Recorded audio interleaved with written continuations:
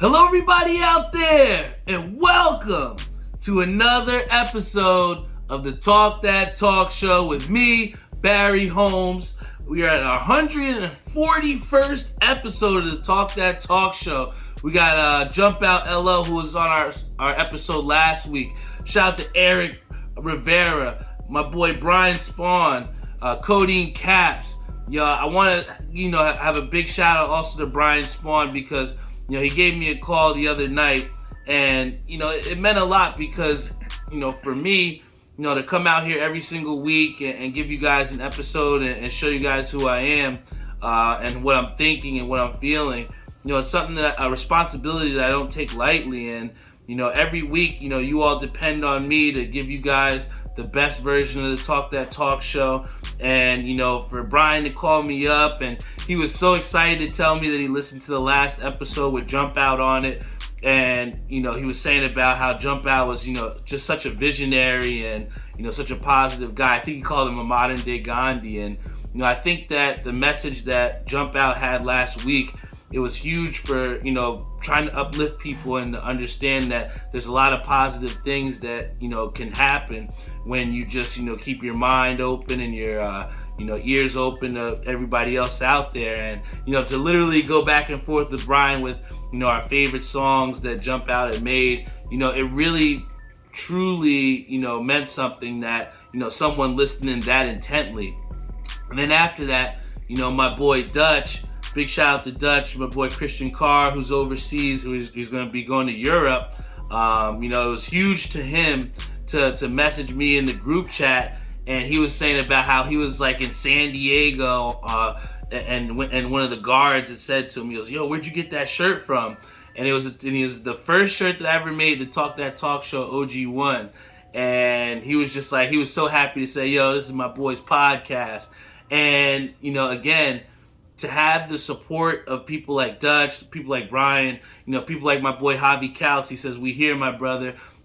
It's that type of, support, love, and genuine love. I think that, oftentimes we do meet people and, it can sometimes, the support or, things that they say can sometimes not feel as genuine. But at the end of the day, when you do get that genuine support, it's so empowering and so uplifting. And, again, to get those messages and then, to be able to see people continuously rocking the merch. One of the principals at my school, she sees that I, rock my merchandise every single day to work. And, then she extends an opportunity to me to be able to design the next sweatsuits for the staff at my school.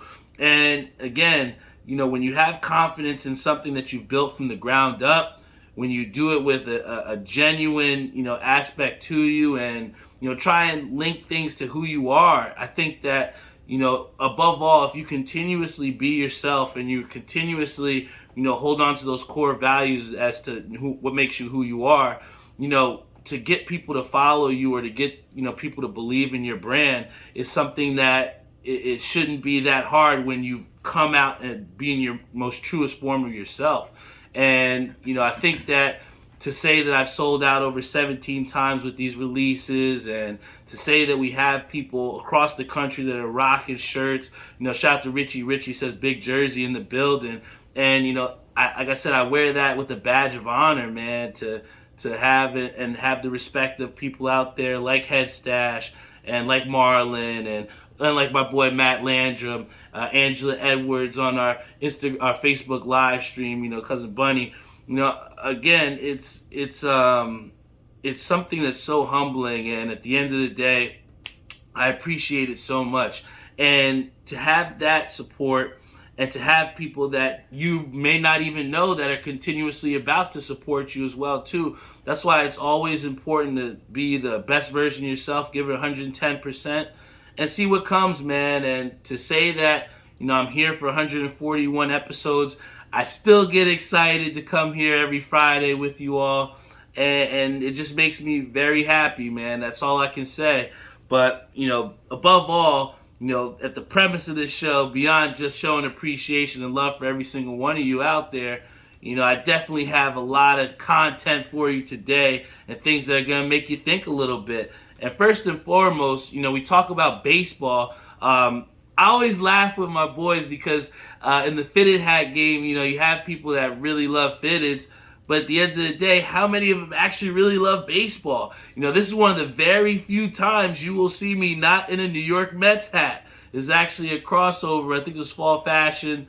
It was Hat Club. I got the Kansas City Royals and the Chiefs colors. Y'all know how big of a Chiefs fan I had, so I had to come out here with that one, especially going into the divisional round here, but we'll get into them a little bit later. What I do want to talk about, though, is that me being a hat wearer, I do love baseball. And one of the things that not too many people might know is the fact that baseball has been so pushing this initiative to get a robotic strike zone.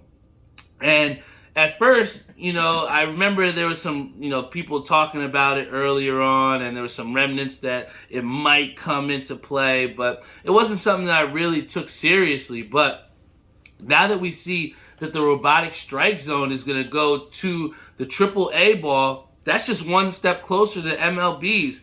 And I think when you talk about potentially a robotic strike zone in the big leagues, the biggest question that we really got to ask is, does this really hurt or does it, help baseball? And I think that, at least for baseball, the one thing that makes it so good is the fact that to have success in baseball, it's one of the hardest sports, because when you're hitting, if you get a hit 1 out of every 3 times, you're considered to be really, really good. And to think that, at the basketball level, where you have people that are shooting over 50, 60%, 70% at times, if you're like a Mitchell Robinson, those are big numbers. But to say that you can be successful 1 out of 3 times and you're considered elite, it just shows you how hard baseball is. And part of the thing that makes hitting so hard is the fact that you have different umpires that have different strike zones. Some umpires are known for having bigger strike zones. Some are known for having smaller strike zones. Sometimes you could have a pitch that might be outside, but they might swing it your way. And I think that when you eliminate that human error, or you eliminate that human variable, that this, defined strike zone is really undefined. I think that when you put in a robotic strike zone, now you're really talking about taking away from the traditional that is, the tradition that is baseball. And, we've knocked baseball, we've knocked the MLBs for not being as progressive and not trying to do things to, get and connect with the modern media and the modern time, fan base. But at the end of the day, I think that this whole robotic strike zone thing is something that I think is really going to hurt the baseball. And if you think about it, a lot of the fans that are fans of baseball are traditionalists. And, we grew up playing Little League Baseball where, some guy, that you had to take umpiring classes to be a good umpire. And it's a whole process. And I think that when you eliminate that umpire from baseball, are we even playing baseball? It's something that we're riding a dangerous line with. I get that they're trying to speed up the game. I get that they're trying to clean it up. But I just think that, with baseball being as traditional as it is, it's America's pastime for a reason. They've been playing it for, over 100, 200 years. I think that there's certain things that we really can't, mess with, man. And I think that ultimately, when you talk about a robotic strike zone, you're taking away that umpire. But even at the larger scale, you look at these major corporations and you look at people that have been using machines to take away jobs from humans. I mean, that just goes to show you that even a sport in baseball is nowhere out of the realm of that being affected as well too. And even you have Eric Rivera who says it takes away from the excitement. And I agree. I feel like when you have something that boom, that strike goes on that corner, we know that is that because of that robotic strike zone.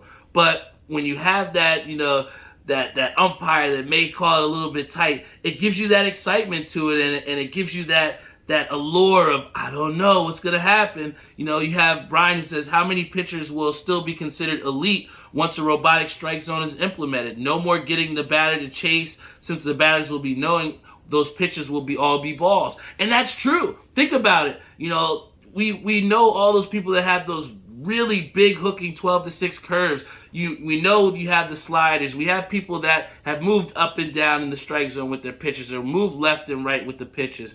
And when you take away that, now like, Major Willis or my boy Brian says, you're taking away an entire part of batting that is baseball. And to me, now you have to talk about how, when you're brought up, we have a 2-strike count where you might have to choke up on the bat so you can make contact. Are people going to still have that same philosophy with this robotic strike zone? Now you're talking about affecting hitting and how we teach our kids how to hit from the ground up, even earlier. So, I think that, this robotic strike zone is definitely something that you're going to want to keep an eye on, because if it is implemented, baseball really would be changed, man. Not just from a strike zone standpoint, but, we can't let the machines really take over like that. But I wish the machines would take over my New York Knicks, because right now we suck. The record for us right now is 22-24. We just was on a 3-game losing streak. I took my day off from the New York City Department of Education to go watch a fucking Knicks game in Madison Square Garden, and they laid a dud, man. They laid a dud against the Hornets, and it continued all week, man. And I think that, the biggest issue, not just from that Hornets loss, it's just that at times this New York Knicks team just doesn't know how to consistently play hard. And I just don't understand how that can be the case when you've had such an over-exceeding season last year where we far blew out expectations. But I saw a headline where it's like, where the hunter becomes hunted. And I think with, the Knicks having this target on their back and people really, trying to shut down the notion that New York basketball is back, I think that expectation from the Knicks is really weighing on them. And one person that's weighing on the most has been Julius Randle. When you look at last season and what's made the Knicks so successful is because Julius Randle, night in and night out, was playing at an elite level. And the Knicks stole a lot of games that they shouldn't have won based off of the leadership and the clutchness that Julius Randle showed last year. And when you look at this season, for Julius Randle against the New Orleans Pelicans to only score 4 points, come on, man. You put me in the game, you put a Knicks jersey on me, I think I could get more than 4 points, especially if I was an all-star last year. When you look at this Knicks team, can you honestly, in a heart of hearts, say that Julius Randle deserves an all-star spot? Absolutely not. If you have to think about anybody that would deserve that spot, in my opinion, it's got to be R.J. Barrett. R.J. Barrett has been playing at an elite level. He's been the consistency that the Knicks have lacked from Julius Randle. And I have seen with my own two eyes that in situations, and it started last year in the playoffs, where Julius Randle was passing up open shots. Julius Randle was deferring those clutch shots in the playoffs, not wanting to take the shot. And now we've seen that trickle over into this year where now Julius Randle is being so passive. I love the fact that he had, I think, 6 or 7 assists last game. And we do need him to play kind of like that point, forward type of role.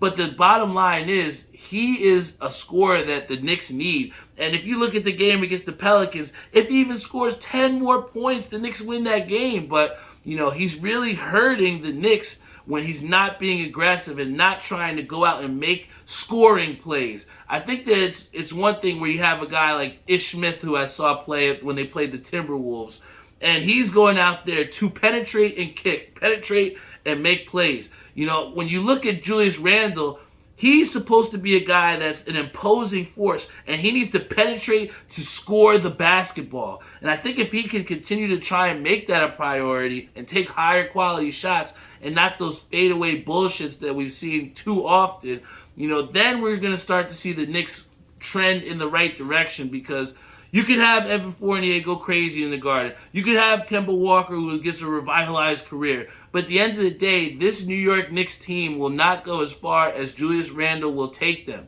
And, from right now, he has taken us out of playoff contention with his inconsistency and the way that he has not shown and taken control of late game situations. In no way, shape, or form should we be relying on Evan Fournier or Alex Burks to take game-winning shots. That ball needs to be in Julius Randle's hands, and he needs to want to have it in his hands. And then, a couple things that we got to talk about for sure, guys. We had some great games over the past weekend for football, but this week right here, guys, this divisional round, any of these games could go either way. You're not wrong for who you want to pick in these because it's just so tightly contested. The further you go up that playoff ladder in NFL, the harder these games get, man. And I think that, for the Chiefs, we got to start it off with my Chiefs. Come on. I got the Travis Kelce jersey on. I saw my boy Jeff. I'm going to give away one of his secret nuggets that he said there, but what he said to me was he said Travis Kelce's going to score a touchdown. I totally believe that myself, but in the overarching theme here, there are a lot of people that see the Bills as an underdog and they want to jump on the Bills bandwagon. I can't tell you how many people that have said to me, oh, the Bills, man, Bills are going to kick your ass. Oh, the Bills, oh, Josh Allen, he's so good. I mean, I love the Bills too. Don't get me wrong. The Bills have a great defense. They have shown that their run game is, good with Devin Singletary. They've shown also that, my boy is a stud. I don't know why more people hadn't given Josh Allen the nod for MVP. Maybe because the Bills kind of faltered towards the end of the season. But what I will say is this. Buffalo is not an easy team to beat. They've already beat us in the regular season. We had to beat them in the AFC Championship last year. But what I will say, guys, is regular season football is way different than playoff football. You can ask the Baltimore Ravens about that. You can ask the Dallas Cowboys about that. Playoff football is different from regular season football. And what I tell you is this, ain't no team in the NFL want to go and play Kansas City in Arrowhead. You might have beat us in the regular season, but to go on the road and play Patrick Mahomes in the building that we call Arrowhead Stadium, which arguably is the loudest in all of the NFL, and you think that Josh Allen really confidently doesn't think that he still has a monkey on his back? Yeah, that regular season win, it was cute, but it didn't happen in the postseason. And I need to see Josh Allen go on the road in Arrowhead, and I need to see him not hold the ball, not run, first as a first option. I want to see him go through the progressions, because what I will show you is that the Chiefs defense, who I've ripped them since the beginning of the season. I ripped them and I said Spagnuolo was trash. I thought they should have fired him, but damn it, that guy turned that defense around. But Chris Jones came back off injury. You added a Melvin Ingram off of trades. You get back and Tyrann Mathieu was hurt for a little bit. And now you have yourself a formidable defense. I think that what this Chiefs team has shown is that we have seen the bottom. We've went to the bottom. I think that, in years past with Patrick Mahomes, we just got so used to the success. We just expect to win every game. And what we saw was that this team had some adversity. This team was under 500. And now they're number 2 seed in the AFC. And I think that when it comes down to it, if the Chiefs can somehow find a way to get some pressure on Josh Allen, make sure that those wide receivers feel the pressure. We know, Stephon Diggs is going to have a big game against the Chiefs. He is a fucking gamer in the playoffs. But what we've shown is that secondary for the Chiefs is not as bad as it used to be, man. I think that they've been a lot more physical. We've seen them attack the ball, very well on deflected passes, a lot more than I remember in recent history. And, I think that that's a recipe for the Chiefs to move on to the AFC Championship. I truly believe it. Do I think the Bills are going to play them tough? Yes. Do I think this is going to come down to the last possession? Yes. Is this going to be a blowout? No. Do I think it is going to be a shootout? I do think so. I think that the Bills are going to put some points up. I do think the Chiefs are going to put some points up. I mean, Patrick Mahomes threw how many touchdown passes? 4 or 5 last week? So, guys, we're going to see some great offense, and especially for playoff football, you can't ask for much more. But if you ask me, I got the Chiefs. Now, this next one, I really don't know. At first, I wanted to take Cincinnati. Then I thought, how could I go against Derrick Henry? But I haven't seen Derrick Henry play in almost how many months, right?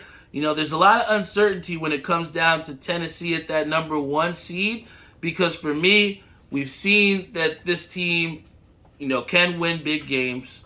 They are backed by a hard-hitting defense, but do I truly trust Ryan Tannehill? Ryan Tannehill, he's cute, it's cool, everything's good at what he does. He can hand the ball off. He's shown that. Maybe he's a diet Jimmy Garoppolo, I don't know. But for me, I just can't let's go show you this, guys. I trust a Joe Burrow on the road in arguably one of his first, toughest playoff games ever over a Ryan Tannehill who's been in the playoffs, before. And I just have a hard time, even though, Tennessee is that number 1 seed, I just have a tough time taking them over the Cincinnati Bengals. I've seen, Joe Mixon. I've seen Jamar Chase. I mean, the Bengals have 3 1,000-yard receivers.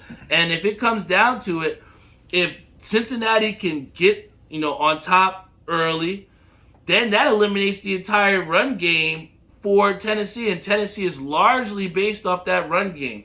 So if I'm Cincinnati and if I win the coin toss, I'm going to ask for the ball first because I want to put pressure on Tennessee, because if you can eliminate that run game from them, I just don't trust the decision-making from Ryan Tannehill. I'm sorry. So if you ask me, I got to go with Cincinnati, man. Cincinnati's going to take out Tennessee. Plus, Tennessee was been on a bye. I just think that, they might be coming out cold here. They got huge expectations on them at the number 1 seed. I think they're the weakest number 1 seed out of them in Green Bay. I do. I think that Tennessee, they got a lot to prove. And if they can go out and beat Cincinnati, then yeah, I'll give them their dues. But Tennessee ain't there yet for me, Chief. Not yet. Then let's move on to the NFC. I tell you this, guys. I definitely had the 49ers beating the Cowboys. I did want the Cowboys to win a little bit because, my uncle is a Cowboys fan. And, I remember those days, in the early 90s where, it seemed like they were winning all the time. And, I just feel like at times, the tradition of, certain teams, and so it makes the sport exciting. Like basketball is exciting when the Knicks are good. I think that, baseball is good when the Yankees are good, but you know what I'm saying? Like, it's those specific teams in general that mean so much to the sport that, when they have success, you can see that everything is elevated. And I think that, the Cowboys, with the whole mishandling of the game at the end, not even be able to get a final playoff, it sucked. But, I think that one play didn't define them. And that's because the 49ers ran all over them. And I think that that's the biggest thing as to what might make this a much closer game than we think with the Green Bay Packers. I think that with Deebo Samuels, you have a guy that you can literally play as, he's like a more beefed up Cordell Patterson. I mean, the guy can really catch passes downfield. They're using him a lot in the run game. He's running hard. It's definitely going to be a tough game because how can you go up against Aaron Rodgers, too, in the illustrious Lambeau Field? You'd be a fool to pick them over the Green Bay Packers, because what I've seen from Aaron Rodgers is, even in a year where he didn't even want to be there, don't y'all remember at the beginning of the season where this man said he did not want to be there? It's crazy. But, to see that, Aaron Rodgers has taken this team to literally the first, seed in the NFC, that just goes to show you just how great Aaron Rodgers is. And, I know they have Devontae Adams, But, for me, it really comes down to, Aaron Jones and them pounding the football and, Aaron Rodgers being able to use that play action, getting outside the pocket and making those throws downfield. I think that the 49ers, in a way, might be, just happy to be there. Jimmy G, I know Jeffrey told me he's banged up. You don't have 100% Jimmy Garoppolo out there, and I think you need 100% Jimmy Garoppolo to beat the Packers on the road in the NFC Divisional round, and that ain't happening. I got the Green Bay Packers winning by at least 14. At least 14. My boy King Sidepatch says, you lucky my boy likes the Mets too. I won't bash them, Marlon. Hey, listen, give me a little respect, man. My Mets have been through it. Last time we went to the playoffs was like last time we went to the World Series 2014. Couldn't turn a double play. Daniel Murphy. I wish. Man, that was a tough run. I remember going to the game, I guess, against the Cubs with my dad, and we were freezing in November. But again, those are the things that people really miss out when you don't go to see those baseball games, or you don't have that experience of loving baseball and just wearing the hats. There's nothing like playoff baseball, and the only thing that really compares to that is playoff football, man. And here we got, instead of that last game, we got the Rams against the Bucks. And the thing for me that I really think is intriguing about this game is, you have a Tom Brady, but towards the end of the last couple games in that season, he didn't look as crisp. That Bucks team they looked beatable for the first time in a long time. And when I see the Rams, what I've seen is a much improved Matthew Stafford. And he was doing this in Detroit. It's just he didn't have the backing behind him. Now he's got an elite defense.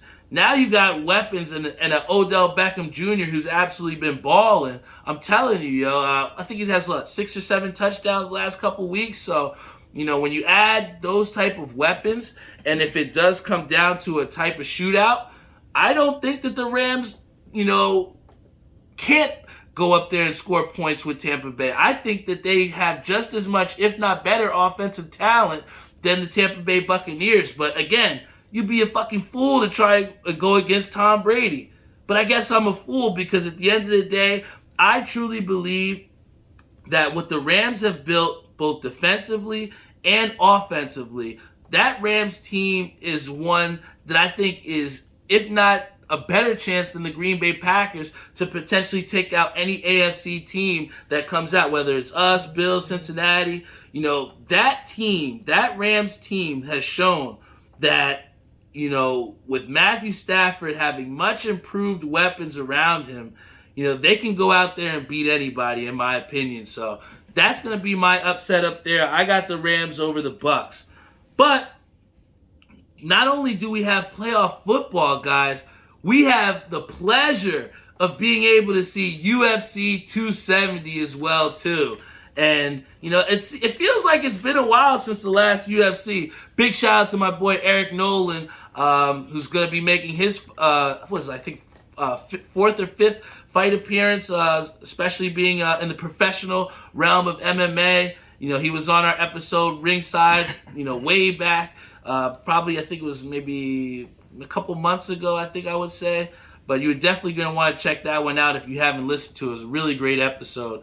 But UFC is definitely something that has intrigued us. I'm always a big boxing guy, but, sadly enough, we don't have as many marquee fighters and as many marquee fights as we would like. And UFC has really stepped into that role, and I've really enjoyed it. And plus, it's good to bet on, too. But, it's really a top-heavy fight card here. The top two are the main ones that you're going to want to check out. And first and foremost, we're going to go with the Brandon Moreno and Deverson Figueroa for the third time. Guys, I don't think this is going to make it to a fourth fight. I think what we saw from Brandon Moreno and, Figueroa is the fact that Figueroa, the art of war guy, whatever you want to call him, for a long time, he has gotten over on the fear that he puts in his opponents. the fear that he puts in, that you can't stand in the ring with him, that he has this devastating power. And Brandon Moreno in that first fight showed that he could take his best punch. And it went, it went the distance. It was a tough fight. I think it ended up either a tie, draw, whatever it was, or, Figueroa wound up retaining the belt. But, in that second fight, we saw Brandon Moreno as a much more technical fighter. We got to see the sweet science in his striking ability. And, when it comes down to it, when you don't have that when you don't have that edge of fear behind you as a fighter, then when that person stands next to you and they think they can take your best punch, you got to rely on the talent and the technique that has gotten you to that point. And right now, in my opinion, Moreno has shown more technique and more skills than Figueroa. And I think that he will end this trilogy by getting his second win over Figueroa. But the big one that we all want to talk about, Cyril Gane against Francis Ngannou. First and foremost, we got to talk about the fact that this could potentially be Francis Ngannou's last fight under UFC, which is crazy to think. People don't realize it, but this is his last fight on an 8-fight contract. And by doing so, he's actually went out into the public and said, I will no longer fight for 500, 600K. And shit, I'll fight for 200K at this point right now, but I understand him. When you've, made the status, when you've gotten yourself to the point where you deserve more money, then damn it, you deserve it, right? And the thing that we've always, clowned Jake Paul for, Logan Paul, whatever brother you're talking about, but they have been always saying about how they want to see fighters get more money. And we see that boxers, making big time bucks, in 1, 2, 3 fights of a year, when you have these UFC contracted guys that are barely, not even making $1 million, making 500K on a title fight. And I know that, Dana White always talks about being able to try and sell pay-per-views and trying to, build up these fights and utilizing your character and, marketing these fights. But at the end of the day, if you're just knocking dudes' blocks off, you got to get paid for that, man. And what Francis Ngannou's done in such that 8-fight span, he's fought the toughest dudes in the toughest division, and he's knocked them out. And I think that, if he does knock out Cyril Gane, I think that he deserves a better contract. But sadly, I just don't think that Dana White will allow fighters to become bigger than UFC. We saw Conor McGregor kind of get to that point a little bit, but when you don't win, you got no leverage, and I think that, Francis Ngannou, he's had a good run, but he cannot take this fight lightly against Cyril Gane because, these guys have sparred against each other. Cyril Gane is another guy who's not afraid to take your toughest punch, has fighting power of his own, and I've been told that I was crazy, but I think that Cyril Gane, and undefeated Cyril Gane, may I add, I think is going to go out there and beat Francis Ngannou. And I'm very, very interested to see if he does lose this fight, does he get dropped by UFC? Because he's going to have a hard time, pressing for more money when you just got knocked out or you just lost your belt on your first pay-per-view, right? Or your first headlining pay-per-view. So, it's going to be tough, man. It's going to be tough as a champion. When you got that black and gold on, it's a much different feeling. I mean, we saw Wei Lee when she got the belt and had to go up against Rose, and Rose took her out, man. When you have that belt, it's almost a different type of weight on your shoulders, man. And some can take it, some can handle it, but some can't. And, I think that with this unification belt, between Gane and Ngannou, it's something that's very exciting. And, I'm going to take Gane if we have to. But, I definitely want, I'm a big hat guy. We got a couple of my hat people that were on the live. Big shout out to them. Also, shout out to my people that are on Facebook Live, Quentin McDuffie, Gary Burble Jr. I appreciate you guys so much. But, I want to talk to you guys and show you guys some of the hat pickups that I got. It's been a great week for hats. We got the Hat Club Mount Fuji drop tomorrow. I'm going to be at MyFitteds tomorrow for the Scouts Pack. There's a lot of good hats that are coming out here, guys, but definitely wanted to show you guys some of the hats that I picked up last week. This one actually comes from MyFitteds. This was from their candy pack. They based it off of this chocolate. You might know who it is. I'm not going to say it. We'll see if anybody can put it in the chat. If you could put it in the chat what this chocolate is, this hat was modeled after, maybe we'll send you a Catmaster B pin. But this one right here, it's a all white hat, but it's a Texas Rangers. We got the inaugural season patch. I think you got the icy blue undervisor with this one too. This one is absolute heat, guys. When we were out there, a lot of people were wondering if this was still going to be in stock because the icy blue that it has under the white is absolutely fire, man. I've already sold one of these, so you could definitely check him out at MyFitteds, Russet Sunset. He's been doing his thing. But another drop that happened this week, which was from Hat Club that a lot of people were hype about, was the Glow My Gods. And this was a black cap. The logo for whatever team was in the park, it was it's all glow in the dark. The patch is glow in the dark as well too. And I was a little upset they didn't have the Mets, but I decided to grab one of these. And this hat is absolute fire. I know it's technically an Astros hat, but here we have the Houston Colt 45s. How many people knew that the Houston Astros used to be the Houston Colt 45s, right? We got the 40 years Astros patch here. We got an orange undervisor on here. And if you do check, this middle part, all this logo and all the side part here, it all glows in the dark. But before we get all hype about the Hat Club glow in the dark, you gotta know that my boy Koo over at ECAP City, everything he drops has the glow in the dark. So remember, you always gotta pay respect to the people that have paved the way for the hat game. And guys, the game's constantly progressing. Hats are way more intricate and there's way more inspirations than when I was first picking up hats and lids back when I was like 17 years old. But it's great state where the hat game's at. I'm going to have some of my Catmaster B pins at the drop tomorrow. If you want, just come check me out. I got you. I'm just always appreciative of support from people. And, we've met some real cool people in the hat game. But a lot of you guys know me for my hats, but you know that I've also done bartending as well, too.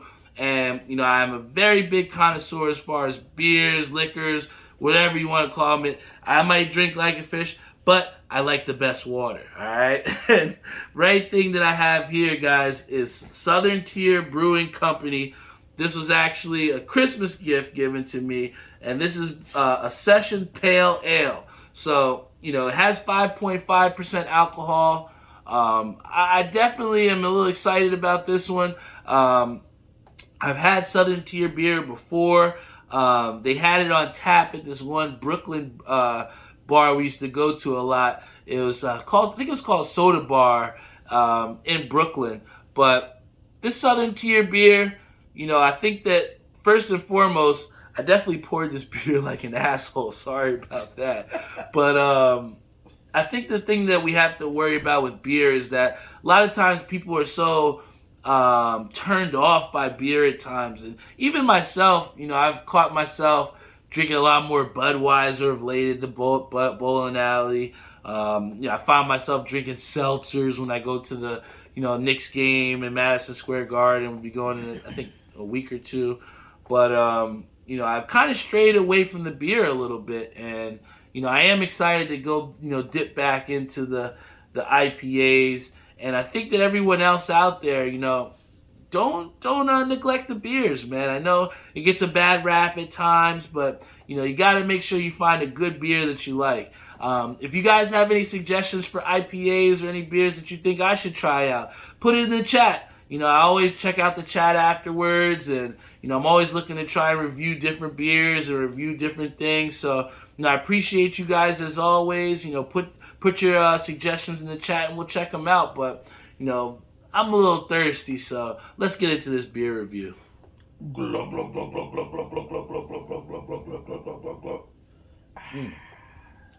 For an IPA, that was surprisingly crisp, in my opinion. Like, I think that at times when we have IPAs, it can feel a little heavy, or it can feel like like you're drinking almost something that's it has such a strong like consistency to it because it's like, you know, has a nice body to it. But this one, in my opinion, is probably the lightest of the IPAs that I've had, and it has good taste to it, man. Surprisingly, I'd actually say this is one of the I'd say maybe top 10 IPAs that I've had probably in the last year or so. This one's a live session. It's Session Pale Ale. You're going to want to check out Southern Tier, man. It's actually based out of Lakewood, New York. So you do have a tri-state beer here. I'm always been about drinking local, but it's also good to try from different places too. So, you know, this one, like I said, is from Lakewood, New York. Southern Tier Brewing. You're going to want to check them out. Go to your local beer store. See if you can get yourself a live session. But guys, that does it here for the Talk That Talk Show. Episode 141 is in the books. No guest today. You got just Barry here. And, you know, to be able to have everybody here with me, talking and sharing the lives, you know, talking in the chat, you know, it means the world. Shout out to my boy Bones Brims, who's out on the West Coast enjoying life right now. That's what it's all about, guys. Doing the things that you want to do. Living by, you know, your code, your moral standards, whatever you see fit as the right decision. Stand with it on your own 10 toes and be confident in who you are. You know, big shout out again to Marlon Reilly. Again, my boy NJ Jet Life Jeffrey. Want to also give a shout out to King Side Patch on Instagram Live. My boy K Sam, Ishabod Crane. Who else we got? My boy Alvin. He said the fitted is fire. I appreciate that, bro. Thank you so much. Then also on our Facebook live stream, want to give a shout out to Brian Bloom. Had a great set last night at Woodbridge. Give a shout out to my boy Reese Smith, Eric Nolan. Guys, you guys have made the chat so booming. My boy Tim Sikora. He put, what did he put in here? Let's see, give me 1 second. I'm trying to scroll up. He said, let's go. KC, huge game this week. Yes, sir. You know, it's gonna, like I said, we got a lot of great games to check out here. A lot of sports, man. You know, even with hockey coming back, I know a lot of people are happy that the Rangers are good again. So, like I said, we have hockey here. We got some basketball. You got your football. We got UFC. Guys, even with the college basketball coming up, I would definitely implore you guys. We only got about a month or two left, and this is really getting into that heart of the conference play with, with the college basketball. March Madness will be here before you know it. So my advice to you all, try and catch out some of these college basketball games because it's definitely going to help you out in March when I always have my annual Barry Brackets challenge, man. So do your homework and get ready. Big time shout out to our sponsors, Joe Snow and Maria over at New York Life, helping people to get their financial freedom every single day. Also a big shout out to my boy Savion Gaynor at Skydye Socks, Timmy Hugo over at Ink Parlor, and then finally my boy Jeff Galata at Air We Are. Guys, it's been a great week. I'm so excited to, cap this off with a good drop tomorrow. I'm going to be bowling in the UBA. Shout out to my UBA president for putting me in the lineup yet again. It means a lot when, you have things that you're passionate about that you're able to spend your time doing. And I'm just blessed to be able to have people to spend time with that want to spend time with me. And then also passion and knowing what my passions are to be able to prioritize them and enjoy life. Like I said, we all get the same 24 hours, so what do you want to choose to do with yours? So just make sure you're spending your time positively and productively, guys. But I appreciate you so much. Love you all. This is the Talk That Talk Show, episode 141 in the books. 141, Talk That Talk. Wait for next week. Wait for next week. We'll have a new episode for you as always. Guys, love you all, and I'll see you next week.